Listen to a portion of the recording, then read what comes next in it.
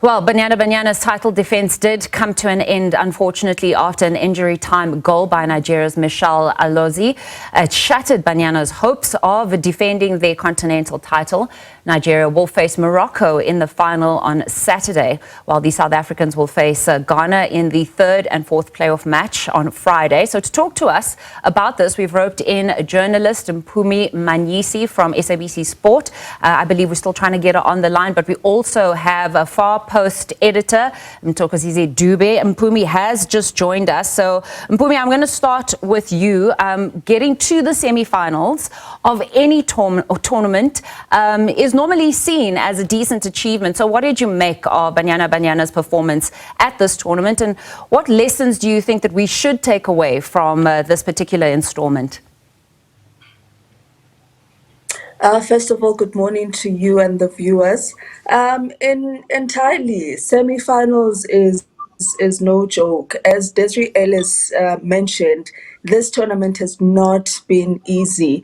I do agree with her when she says there has not been an easy team to contest against in this particular Wafcon. And it hasn't been an easy title defense as well. But more than anything, I think they gave it their all. It's just that, you know, when it comes to the semi-finals, you have to prove that indeed you didn't pass the group stages by fluke. And that's what we wanted to see yesterday. And unfortunately, it did not go Banyana's way.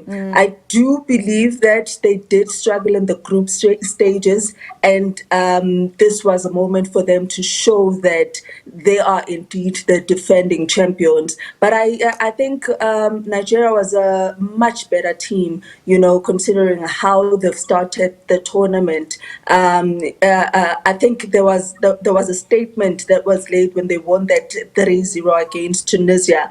And obviously, this is the team that scored in margins. They already had 9 goals in the bag. That shows that it's a team that's able to find the back of the net, and it wasn't going to be an easy match against them. And also, Mission X has always been in motion from the first match. I mean, I'm going to take it back to you then, Mto, because the time for doing the autopsies is obviously now. There's going to be a lot of retrospective analysis on the match, and you let us know what you think. I was just also scouring online chatter and looking at some of the analysis that has come through. One aspect was, do we need to look at physicality for Banyana Banyana? This is the new era of women's football. Many people also saying they don't like how quickly play resumed after that. Why did the ref not look at VAR? And also then, as it's our question of the day, how does a team then respond to the emotional distress and try and stay focused? Is that even possible? They are human at the end of the day. What did you make of it? Yeah, look, I think that injury was a bit devastating for anyone, even, you know, for me watching. You could see also the reactions of the players. It was a bit devastating, and I don't think they recovered after that. And perhaps that's where the importance of a mental coach comes in, you know. But obviously then it needs a bit of time, you know, before play resumes. You could tell that Banyana didn't come back to the game, you know, once play resumed. So I think it's very important to have, you know, mental coaches. But also, I felt the referee didn't handle that incident very well, because the referee should have looked at VAR. That was a red card for sure. Yeah. And that obviously changes the game. You know, when Nigeria is now one player down, it makes a huge difference. I mean, the same way that it made a difference that Banyana had to make that first change. Yeah, and you know, you mentioned this, we were talking about it earlier on, the need for sports psychology in South African sport. But that being said, again, it should have been, the onus was on the referee to make sure that she asked for VAR or looked at it. But what was particularly sad is that Gabby did mention that she was so honored and so proud to play in this installment of the tournament because she missed out the previous one due to injury. Any one of you want to respond to that? Sorry, I threw it at you, Mto, but Mpumi, if you want to touch on that, you can. Yes, indeed. It was a special moment for Gabby. She's missed action for longest time, and also because of injury and also not performing so well at club level. But at recent stage, we saw her picking up her form within the JVW setup, and for her to return back to the national team setup had meant a lot for her, and she had so much to prove, because a lot of people would say when Gabby has her highs, they become the highest highs, and when she has her lows, they become the lowest of lows. And it happened again that she got injured again at a major tournament, which is a big blow, not just for her and not just for the national team, but for JVW as well. So it means that they're going to struggle a lot at club level. And as you know, teams in the Hollywood-Bet Super League, they struggle a lot with financial backing. Now she would need proper attention when it comes to her recovering and all of that stuff. A lot goes into that, and the process is never easy. We've seen it with Refilio Jane,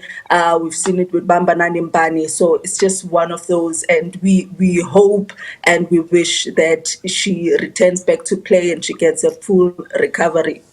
And then just, Mpumi, what do you make then of the final that's going to be played between Morocco and Nigeria? Just what are your thoughts there? And until maybe your closing thoughts, we only have about just over a minute left. And maybe if you want to talk about quickly the rise of women's football, we've even seen some record transfers happening. And then there was the Women's Euro as well, with England finally making it through as defending champs.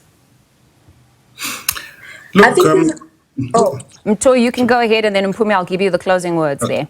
Yeah, look. I think for me, you can see the growth of the women's game, and you can easily trace it back to teams that have, domestic leagues that are, progressing, or teams that have players that are playing overseas.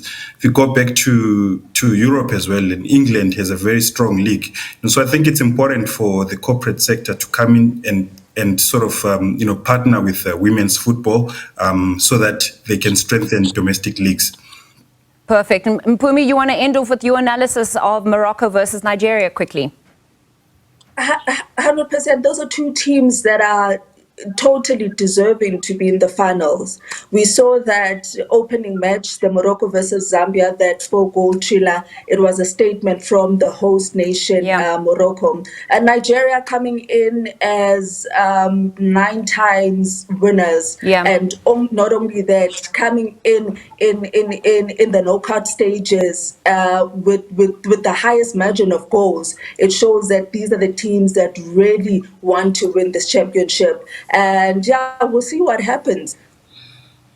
Perfect. Thanks, Mpumi. And Mthokozisi, thanks so much for chatting to us and sharing your important insights. We have been talking about the post-mortem after that Banyana Banyana Nigeria game that took place in Wafcon. Unfortunately, the defending champions, our beloved Banyana, not making it through, but also Gabrielle Salgado's injury. So, guys, thank you for joining us on Morning Live.